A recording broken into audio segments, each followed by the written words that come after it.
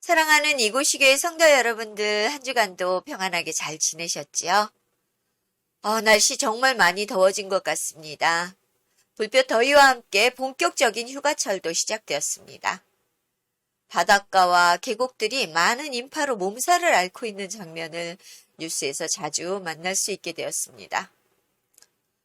아직 휴가를 다녀오지 않았거나 계획 중이신 분들이 있다면 조금 덜 유명한 곳으로 떠나보시는 것이 어떨까 생각이 듭니다. 저도 지난주 사랑하는 자녀들과 함께 입금해수욕장이란 곳으로 휴가를 다녀왔는데요. 따가운 햇살에도 불구하고 바닷물 속에 몸을 담그고 있으니 한없이 즐겁고 편안했습니다. 너무 감사한 시간이었습니다. 무엇보다 하나님께서 만드신 세상은 정말 아름답구나라는 생각이 드는 시간이었습니다.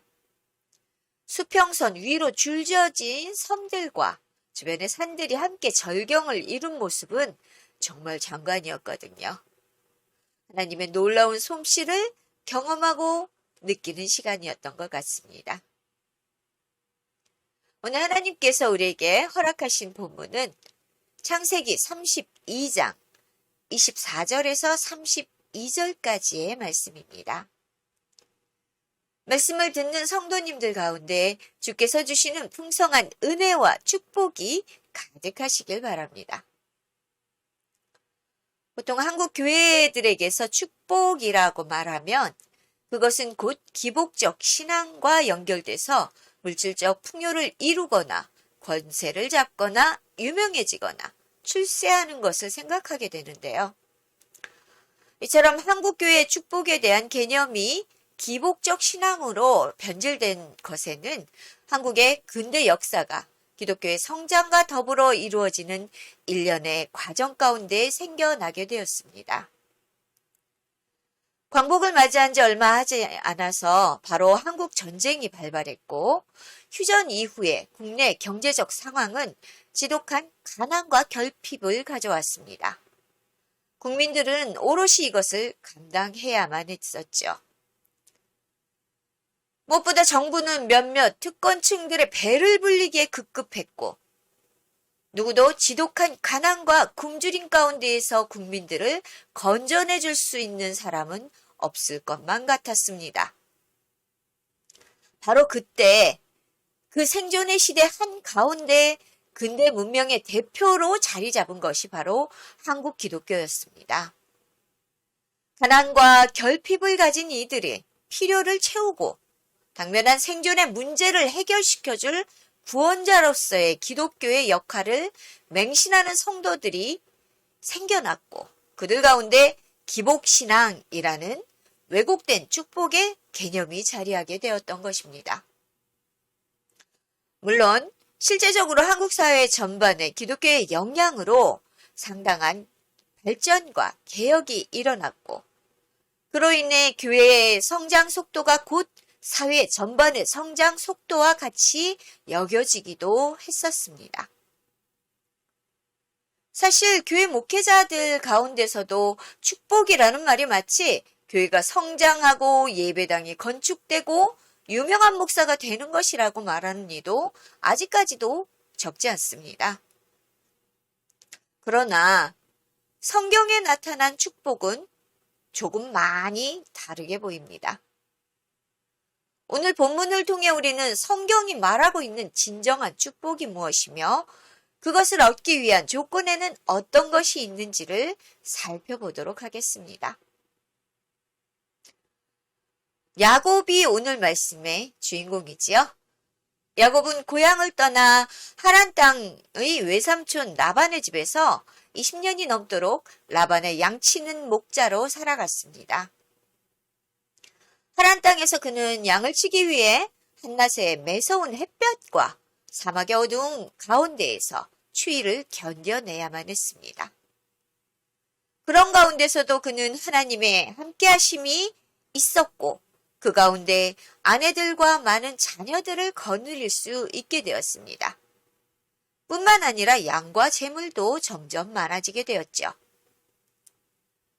외삼촌 라반은 교환한 자였기 때문에 그의 양을 치면서 여러 번 속임수를 참아내야 했고, 그럼에도 하나님께서 그와 함께 하심으로 인해 많은 재물과 많은 가족을 거느릴 수 있게 되었습니다. 그런데 야곱의 재물이 많아지는 것을 본 외삼촌 라반과 그의 아들들은 서서히 야곱을 시기하기 시작했습니다. 그것을 느낀 야곱은 아내들과 자손들의 안전까지 위협받는 이 상황에서 결국 라반의 곁에서 몰래 도망하여 밧단 아람을 떠나 브엘세바로 향하게 되었습니다.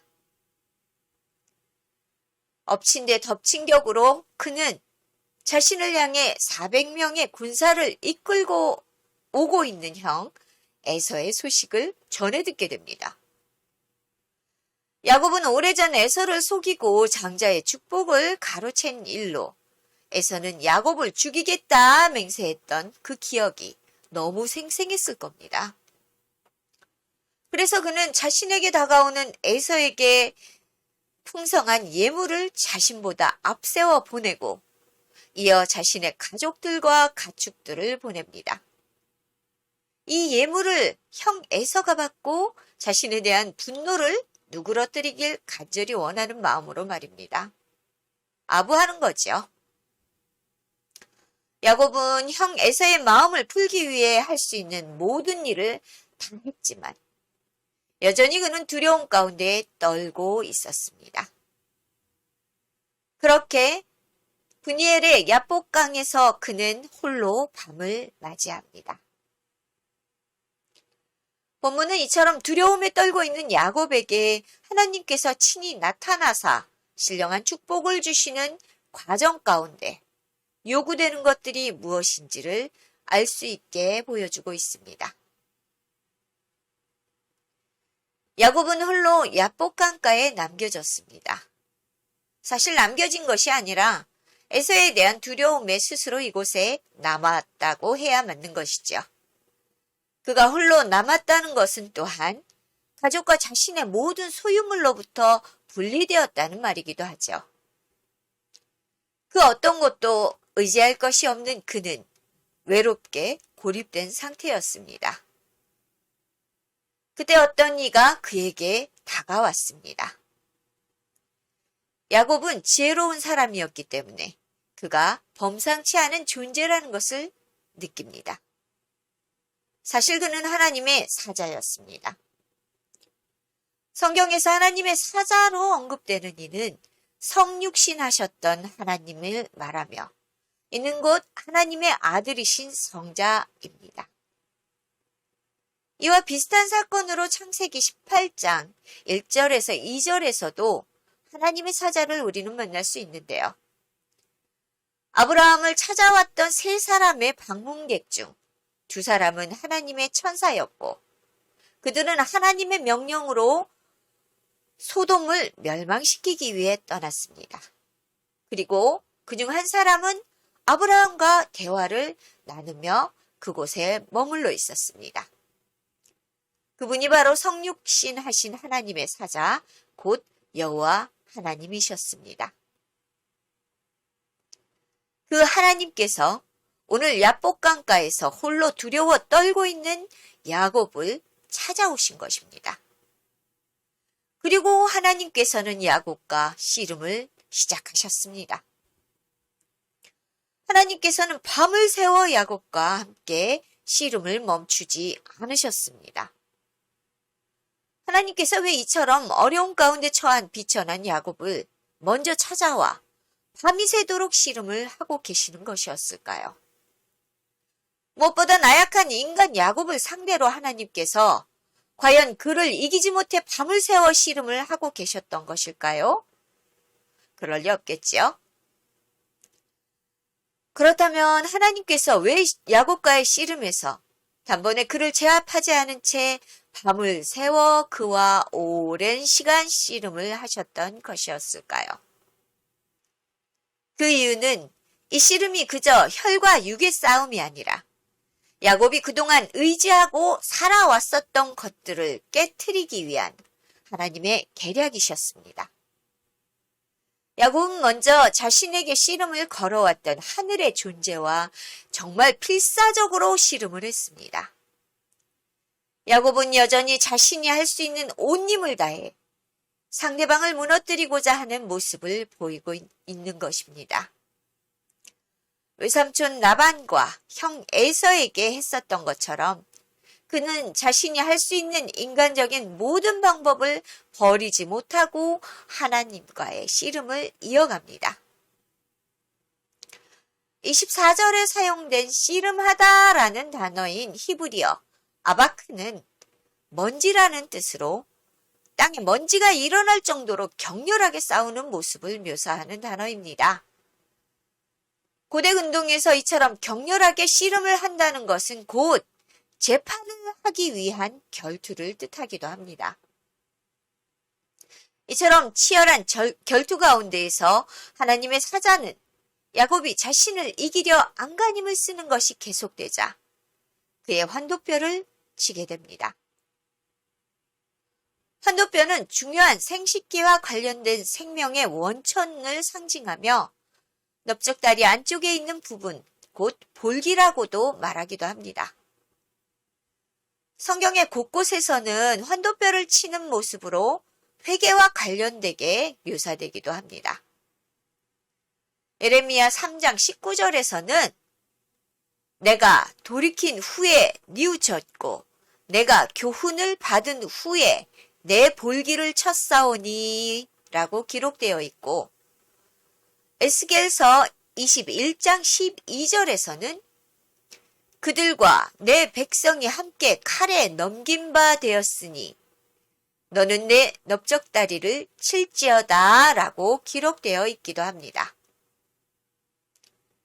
하나님께서 이처럼 중요한 상징인 환도뼈를 치신 이유는 야곱으로 하여금 자신의 지난 20년의 삶을 돌아보고 죄를 회개하고 돌이키도록 촉구하고 계시는 행위입니다. 왜냐하면 야곱은 어려서부터 겉모술수를 통해 원하는 것들을 얻어왔고 하란에서 지냈던 20년 동안 정말 분주하고 치열한 삶을 살아왔기 때문입니다.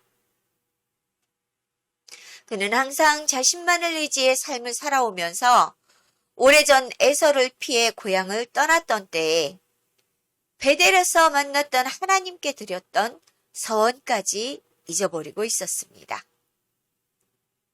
물론 그가 하나님 앞에 서원한 사건이 아니었어도 그는 이미 복중에서 하나님께서 선택하셨던 축복의 사람이었습니다. 그는 하나님의 축복의 사람으로 태어났고 부르심을 받았기 때문에 하나님은 어떠한 경우에도 그 축복의 언약을 잊지 않으신다는 것을 야곱은 깨닫지 못하고 있었습니다. 사실 그는 축복을 얻기 위해 이처럼 바둥바둥 애쓸 필요가 없었던 사람이었거든요. 이미 복을 주시기로 언약하셨던 하나님은 그가 이러한 사실들을 깨닫고 오직 하나님만을 의지하는 삶으로 돌이키기를 바라셨던 것입니다. 야곱이 세상적인 겉모술수나 자신이 가진 것을 의지하는 모습을 없애고 하나님께 회개하며 돌이켜 새로운 삶을 얻게 되도록 하기 위한 하나님의 놀라운 계략이었던 것입니다.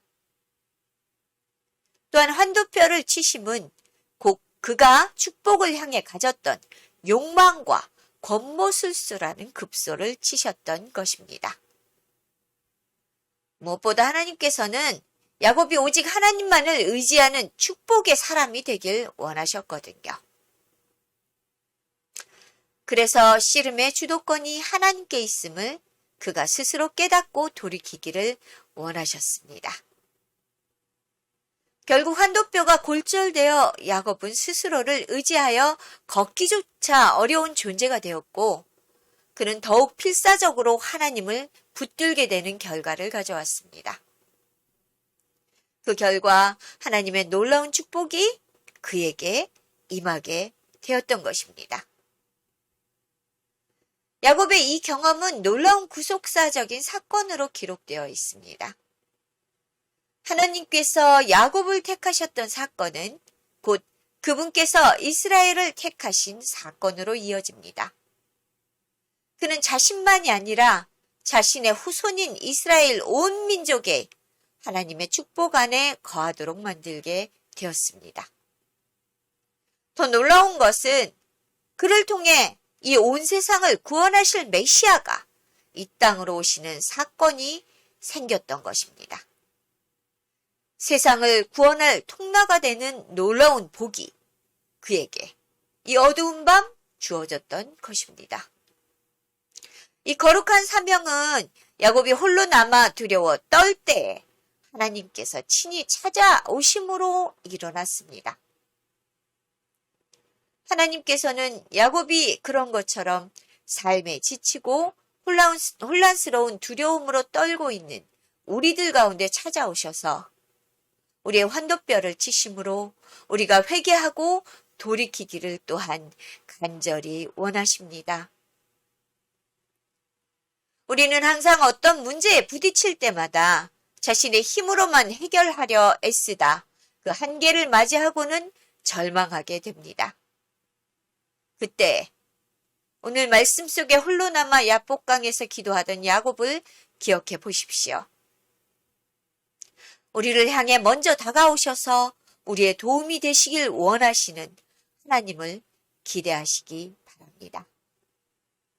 우리가 진정으로 의지해야 할 한 분, 바로 그분이심을 기억하고 인정하며 하나님 앞에 자신의 부족함을 솔직히 고백하시는 여러분이 되시길 바랍니다. 그리고 전능하신 하나님의 능력을 의지하시기 바랍니다. 그때 주께서 친히 다가오셔서 우리의 형편을 살피시고 우리와 동행하사 우리의 문제를 해결하여 주실 것입니다. 하나님의 사자가 야곱과 밤새 씨름을 하다가 드디어 새벽이 되자 떠나려고 하셨습니다. 야곱은 떠나려는 하나님을 붙들고 더욱 간절히 복 주시기를 기도하기 시작합니다. 그는 그 복을 얻기 전엔 하나님의 다리를 잡고 놓지 않으려 전심을 다합니다. 야곱은 자신이 하나님을 이길 수 없다는 것을 이미 알고 있었지만 이제 자신의 모든 것을 내려놓고 오직 하나님께서 주실 복을 간구하는 것입니다. 야곱은 자신이 이 어려운 문제를 해결할 유일한 방법이 오직 하나님께 있다는 것을 드디어 깨닫고 하나님 앞에 회개하며 돌아섰습니다. 그의 간절함은 환도뼈가 부러지는 고통을 겪는 가운데서도 그치지 않고 하나님을 붙들고 놓지 않고 있습니다. 오직 하나님의 도우심만이 간절했고 그의 모든 문제를 해결하기 위해서는 그분의 도우심만이 필요했던 것입니다. 그 간절한 기도가 푸니엘의 신령한 축복으로 그에게 다가왔습니다. 그로 인해 그는 자신의 어려운 문제만이 아니라 자신의 후손들까지 복의 근원이라 일컫는 백성들이 되도록 만들었습니다. 하나님께서는 시대마다 이런 은혜를 베푸십니다. 한나는 불임의 고통을 가지고 실로에서 눈물로 기도하며 이스라엘의 대선지자 사무엘을 낳을 수 있었고 그를 통해 이스라엘을 구원하며 이스라엘의 왕권이 세워지는 놀라운 일을 이루었습니다. 나오미는 모든 자식과 남편을 잃고 눈물로 하나님 앞에 호소하므로 며느리 룻을 통해 오벳을 얻었고 그를 통해 위대한 다윗 왕이 태어났습니다.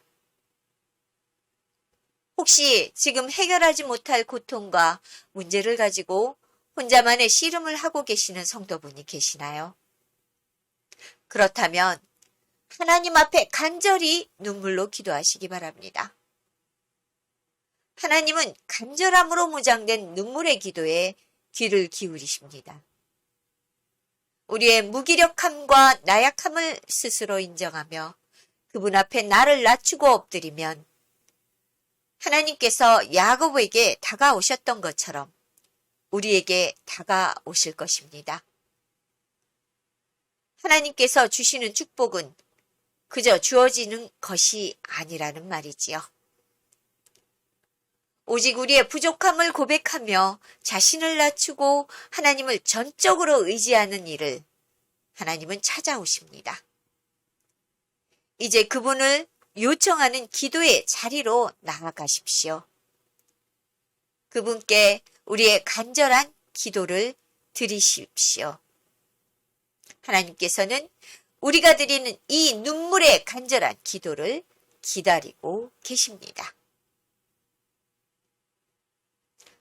하나님을 끝까지 붙들고 놓지 않았던 야곱을 향해서 27절에서 하나님께서 이렇게 물으십니다. 그 사람이 그에게 이르되 내 이름이 무엇이냐? 그가 이르되 야곱이니이다. 야곱, 그 이름의 뜻은 빼앗는 자 혹은 가로채는 자였습니다. 이 이름은 그가 사람들에게 대항하여 쟁취하고 경쟁에서 이겼다는 점을 시사하는 이름입니다. 야곱은 정말 그렇게 살아왔습니다. 정말 치열하게 경쟁하고 이기기 위해 온갖 권모술수를 다 사용했습니다. 그리고 표면적으로 그는 많은 것을 얻은 것처럼 보였지만 스스로 얼마나 부족한 자인지를 뼈저리게 느끼기 시작했습니다. 도무지 넘어가기 힘든 한계에 그는 직면한 것이었습니다. 그런 야곱을 바라보시며 28절에서 하나님께서 그의 잃어버린 자존감을 다시 세워주시는 말씀을 건네십니다. 그가 이르되 내 이름을 다시는 야곱이라 부를 것이 아니요 이스라엘이라 부를 것이니 이는 내가 하나님과 및 사람들과 겨루어 이겼음이니라. 내가 하나님과 사람을 이겼다라는 말씀은 히브리어 단어 아나심으로 복수로 사용됐습니다. 야곱은 에서와 라반을 이겼고 그리고 또 하나님과 겨루어 이긴 자라는 말을 하는 거지요. 이 단어의 기본이 야콜인데요. 이것은 능력이 있다라는 뜻을 가졌습니다. 야곱이 이긴 것을 강조하기보다는 그가 하나님과 사람 앞에서 그의 능력을 증명했다라는 말이 더 가까운 표현입니다. 이 말은 곧 하나님께서 그가 살아온 날들을 인정해 주셨다라는 것입니다. 그는 이처럼 하나님께 인정을 받고 잃어버렸던 자존감을 회복할 수 있었습니다. 야곱을 대하시는 하나님의 이러한 모습을 통해서 하나님께서는 우리가 잘못을 반드시 회개하도록 만드시지만 또한 우리가 한 노력에 대해서도 칭찬을 해주시는 분이라는 것을 알 수 있습니다. 그리고 하나님께서 야곱에게 승리자에 걸맞는 새로운 이름을 선물해 주시는 것을 볼 수 있습니다.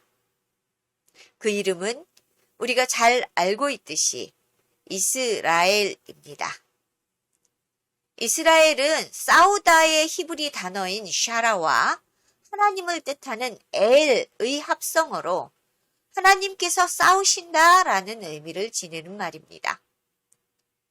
하나님께서는 야곱의 이름을 통해 스스로의 본성을 깨닫게 하시고 이스라엘이라는 새로운 이름을 주사 그에게 새로운 삶을 허락하십니다. 야곱이라는 이름을 기억하며 과거의 자신의 허물을 돌아보게 하시고 또한 이스라엘이라는 새로운 이름을 통해 하나님을 붙들고 놓지 않았던 야곱의 간절함도 생각나게 하셨던 것입니다. 야곱이 새로운 이름을 얻은 것은 자신의 노력이나 처세술이 아니었습니다. 그를 찾아오신 하나님의 온전한 선물이었던 것이죠. 그가 야복 강가에서 절망하며 간절히 원했던 것을 하나님께서 들으시고 응답하셨던 결과였습니다. 야곱이 하나님과 겨루어 이긴 이 사건은 사실 하나님의 철저한 계획 가운데 일어난 사건이었습니다. 그분은 인간 구원이라는 구속의 역사를 이루기 위해서 야곱을 친히 선택하시고 찾아가셔서 이 놀라운 사건을 통해 그를 새로운 정체성을 가진 새로운 사람으로 변화시켜 주셨습니다. 성경은 하나님과 겨루어 이긴 자로 야곱을 부르지만 그러나 또한 성경은 그것조차 하나님의 계략이었음을 그의 새로운 이름을 통해 알게 하여 줍니다. 그리고 오랜 시간이 흘러 그 하나님께서 동일한 계략을 가지고 외형적으로 패배하신 것처럼 십자가에 달리신 사건이 생겨납니다. 마치 야곱을 찾아오신 하나님께서 그러셨듯이 성육신 하신 하나님 예수 그리스도께서 십자가에 달려 죄를 감당하시고 우리를 구원하사 우리에게 새로운 이름을 허락하셨습니다. 예수 그리스도를 통해 구원을 받은 자, 그를 따르고 인정함으로 새로운 정체성을 부여받은 존재. 우리는 예수 그리스도를 통해서 새로운 이름이 부여됐습니다. 우리가 그리스도인이라 불리게 된 것입니다. 기독교가 말하는 진정한 축복이 바로 이것입니다. 우리가 이전의 삶을 돌아보고 회개하여 새롭게 얻은 이름과 그 이름에 맞는 정체성의 회복. 이 시간 함께 예배드리는 이곳이 교회 모든 성도분들에게도 동일한 이름을 하나님께서는 허락하셨습니다. 이곳이 교회의 모든 성도분들은 그리스도의 정체성을 공유한 그리스도인입니다. 이번 한 주간도 그리스도인으로 살아가시는 삶 가운데 하나님께서 이곳이 교회 성도들 가운데 동행하시는 은혜를 누리시기를 간절히 기도합니다.